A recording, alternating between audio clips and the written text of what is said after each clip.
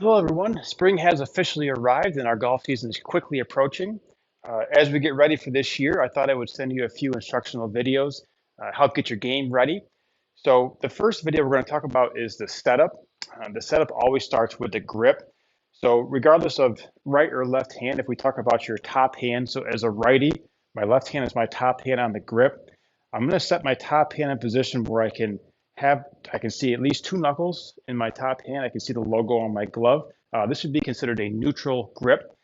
As the left hand works under the club, this makes the grip weaker. The issue with a weaker grip is it tends to make the club face stay open, or again, as a right-handed player, the club face point to the right. That causes the right miss, the slice. So one of the most important things you can do in your golf swing is grip the club properly. So we're going to put that left hand up on top of the grip. Again, so you can see two knuckles. As we go stronger, you'll see 1, 2, 3, 4, let's say. 2 is great, that's neutral. The right hand is going to blend in. Bottom hand is going to come on the grip. So we want the palms facing each other. So again, whether you're a lefty with the right hand on top or a righty with the left hand on top, we want those palms facing each other. I want the grip to be in our fingers. Along with that, I want you to grip the club as softly as you can. So if on a scale of 0 to 10, where 0 is I'm barely holding on, and a 10 is I'm squeezing as hard as I can, I'd love to have you be a 2 or 3. I want the club to work very freely in your hands. This allows the club to move as you swing. If you grip it too tight, it's hard to create any leverage into the golf ball. So we got position and pressure, right? Ball position's next.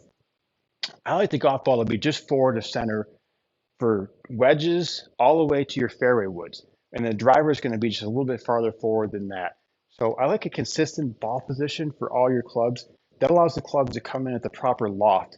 When you put the ball too far back in your stance towards your back foot, you actually de-loft the club, which changes how the ball comes off the club. So when I work with my students and I see their wedges start to get too far back in their stance in their full swing, I'll tend to move it up so we make sure we're using the proper loft coming into impact.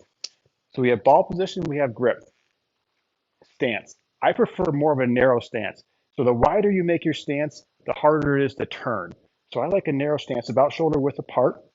That allows your body to move in a good motion, a good turn. So we have grip, ball position, stance. Now, we want to have a little bit of tilt in our spine in the start position. So when I take my grip, my right hand's naturally lower than my left. My right shoulder's lower than my left. I have a little bit of tilt in my spine. That allows you to get the ball airborne. Once you're in those good positions, we talk about alignment. So your feet, hips, and shoulders should all be lined up together. And we want those to be square, which should actually be parallel left of your target. So if this is my target line, my feet, hips, and shoulders are going to be pointed off to the left of that. If my feet, hips, and shoulders are pointed at the target, in essence, I'm actually lining up to the right.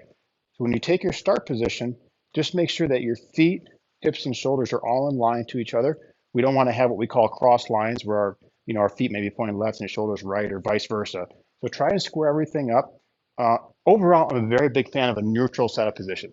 So if you start neutral everything, your swing doesn't have to make compensations. So that's the start of the setup. Thank you.